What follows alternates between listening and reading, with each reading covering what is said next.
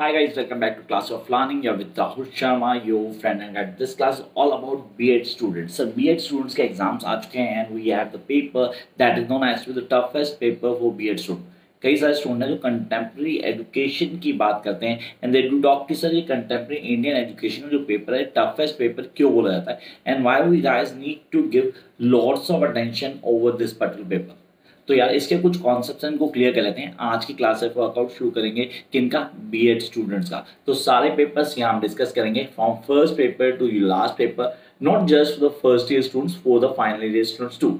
हाँ, चीजों के साथ साथ इनकी clarity and then doubt session भी चलेगा। हाँ, लाइव सेशन आपको कल से मिलना शुरू हो जाएगा। We have a daily live session, तो आप उसकी तैयारी रखना, ठीक है। अराउंड 12 to 1 के बीच में हम एक लाइव सेशन रखेंगे डेली, जिसको कॉन्सेप्ट को क्लियर करेंगे, क्या करना है, कैसे करना है, करने का तरीका क्या होगा, उन सब चीजों को डिस्कशन किया जाएगा यहाँ पे। तो guys make sure that you will going to be live by tomorrow. तो फर्स्ट थिंग हमारे पास है कंटेम्प्रेरी इंडियन एजुकेशन में कौन कौन से क्वेश्चन करना है, हमें कौन कौन से क्वेश्चन ऑन टिप होने चाहिए फॉर दिस पर्टिकुलर पेपर। सबसे पहला क्वेश्चन जो आपको करना है, क्या था, what are the constitutional provision on education in India.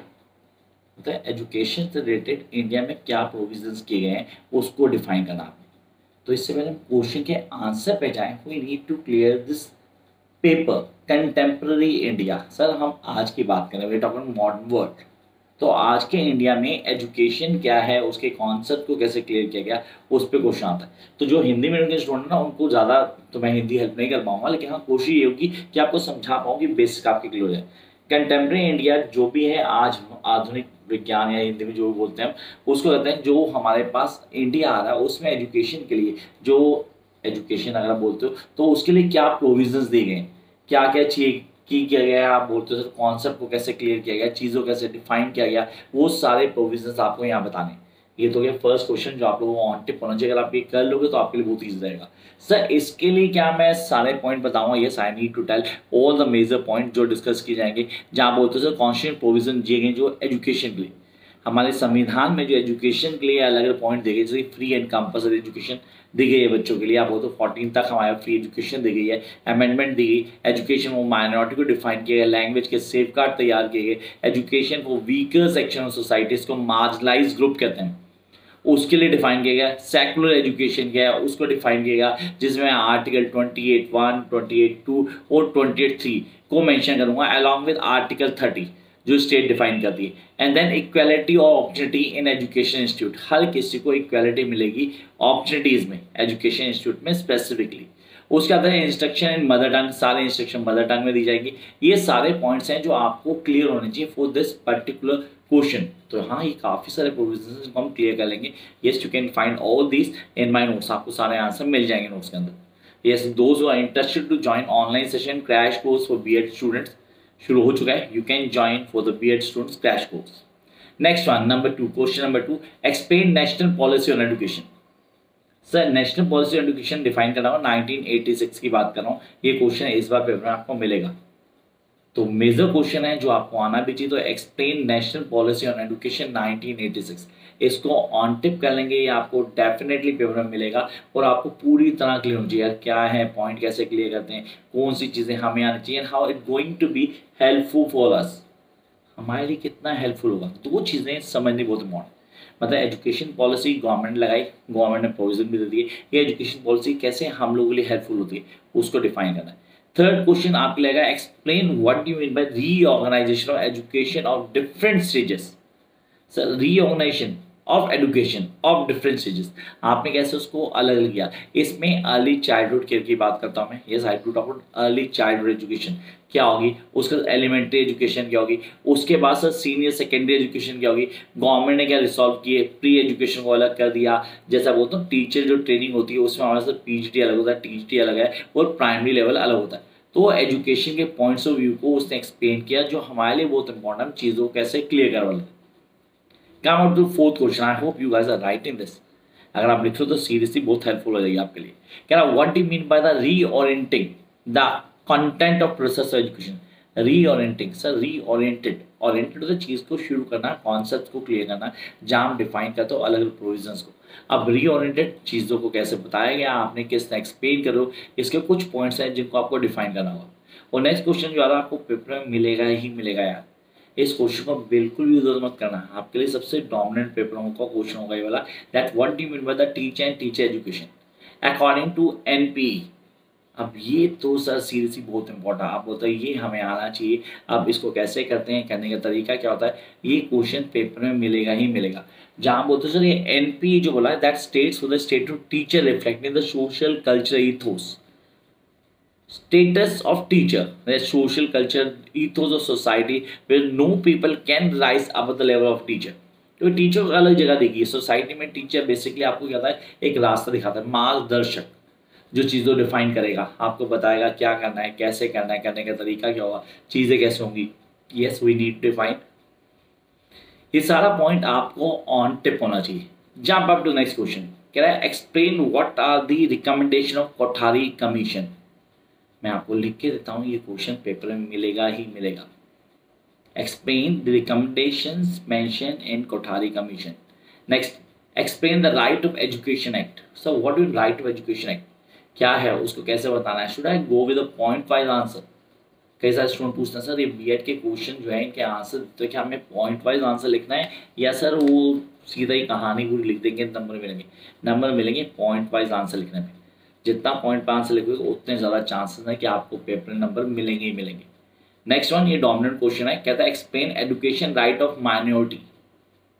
Explain education right of minority under article 30A। I repeat, under article 30A, जिसमें कॉन्सेप्ट ऑफ माइनॉरिटी डिफाइन करते हैं हम। आर्टिकल 29 भी बताते हैं, आर्टिकल 30 बताते हैं, फिर लिंग्विस्टिक माइनॉरिटी बताते हैं, मार्जिनलाइज्ड ग्रुप को भी एक्सप्लेन करते हैं साथ में हम। जंप टू नेक्स्ट, कह रहा what do you mean bye provisions under Indian constitution. I repeat, what do you mean by the provisions under Indian constitution for minorities, article 29। जो मैंने वहां मेंशन किया वो यहाँ भी होगा, पूरी तरह एक्सप्लेन किया जाएगा। फिर आता है वो क्वेश्चन जो सिर्फ बीएड नहीं, एमएड एमए इंग्लिश वाले स्टूडेंट भी पढ़ते हैं, कंफर्म पढ़ते हैं, that is explain Macaulay minute. ये मैकुले मिनट एमए इंग्लिश वाले लिटरेचर पढ़ते हैं, जो बात करते हैं ब्रिटिश इरा की। ये बीएड वाले पढ़ते हैं क्योंकि इनके लिए सबसे डोमिनेट है, ये एमएड वाले पढ़ते हैं क्योंकि बेस है हमारी एजुकेशन का, इंडियन एजुकेशन का बेस मैकुले मिनट ही है।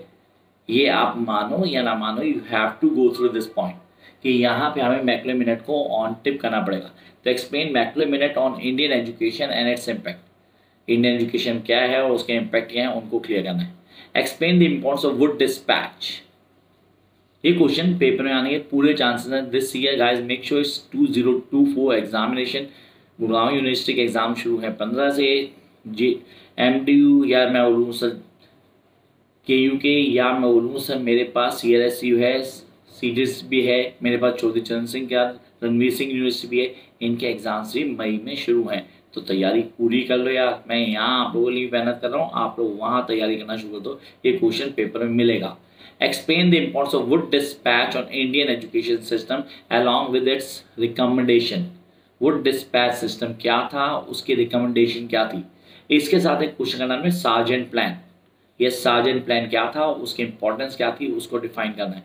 ये पेपर में अगर ये क्वेश्चन कर जाओगे फिर कोई प्रॉब्लम नहीं आएगी। एक क्वेश्चन बनता है national policy on education, NPA 1968 को टिप कर लेना, 1985 को क्लियर करना, 1992 को क्लियर कर लेना, 2005 को भी क्लियर कर लेना।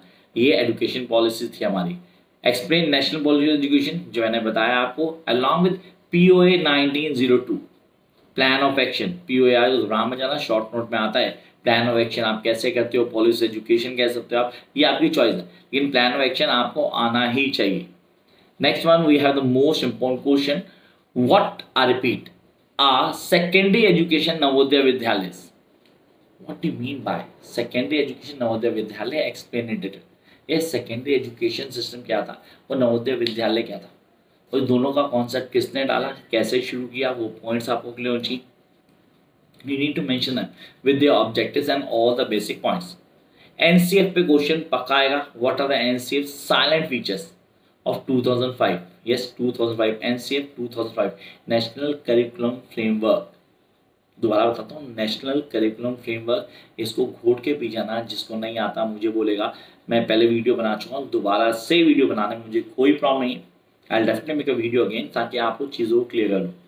Next one, what are the contemporary issues in Indian education.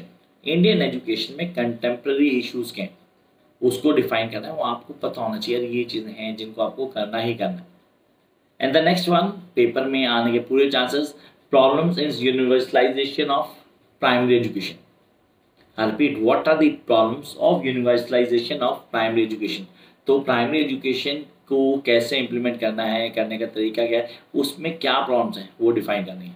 Next, explain universalization of primary education in India को बताने वाला के दिमाग में क्वेश्चन आता है कि सर ये जो है ना एक टर्म, ये मॉडर्नाइज वे में कैसे क्लियर करती है। तो define modernization, yes I repeat, define modernization with its meaning, concept and all other details। Meaning बताना है, कॉन्सेप्ट बताना, बाकी सारी डिटेल्स को भी एक्सप्लेन करना है ताकि आप बता पाओ क्या है, कैसे काम कर रहा है, करने का तरीका क्या है, किन प्रोविजंस को फॉलो करेंगे, so that we can get all the things clear on a tip. Short note आता है mid day meal, yes mid day meal पे शॉर्ट नोट आता है जो कन्फर्म है, पेपर में मिलेगा ही मिलेगा आपको, वो आपको ऑन टिप होना चाहिए। Role of national council for teacher education, should I repeat it? Role of National Council for Teacher Education। National council teaching education के लिए क्या है, उसके कॉन्सेप्ट क्या है, कैसे क्लियर करते हैं, कितनी डिटेल में आप समझ पाएंगे, ये आपको आना चाहिए। Define non formal education, I repeat, non formal education program in India. से नॉन फॉर्मल एजुकेशन होती है, फॉर्मल और नॉन फॉर्मल में डिफरेंस आएगा, उसके कॉन्सेप्ट क्लियर करने हैं, फिर इंडिया में उसका क्या रोल है उसको डिफाइन करना है। Now what are the principle democracy and its aims, democracy क्या है, उसके एम्स क्या है, और एजुकेशन में रोल क्या प्ले करते हैं। What is economic empowerment, sir ये क्वेश्चन तो पेपर में आने की चांसेस हैं, इस बार डेफिनेटली आएंगे, आपके इलेक्शन भी चल रहे हैं और आपको एग्जाम में क्वेश्चन भी मिलेगा, इसको अच्छे से क्लियर करना, फिर बाद में बोलना सर आपने बताया नहीं। क्या what is the importance of teaching on children success, sir teaching on children success मतलब should I need to define the role of teacher, should I need to define that why teachers need to clear the concept of psychology of students। तो define education rights जो इसी साल बनता है, RT में education rights क्या हैं, fundamental rights क्या होते हैं, कैसे काम करते हैं, वो इसका पार्ट है या नहीं, डेफिनेटली बताना पड़ेगा। तो उसके लिए क्वेश्चन आएगा what do you mean bye fundamental rights, ये क्वेश्चन शॉर्ट नोट में आएगा गाइस, तो प्लीज बहुत बड़ा आंसर मत लिख देना, आप लोगों के लिए प्रॉब्लम हो जाएगी, क्योंकि अगर बड़ा लिखोगे तो कहीं ना कहीं बहुत इशू हो जाते हैं जो हम क्लियर नहीं कर पाते। And the last, not the least question, that is what is directive principle of state policy। तो अगर ये क्वेश्चंस आप लोग कर लेते हो, किसी तरह की कोई प्रॉब्लम नहीं, और याद रखना ये वो क्वेश्चन जो एग्जाम में आएंगे कंफर्म।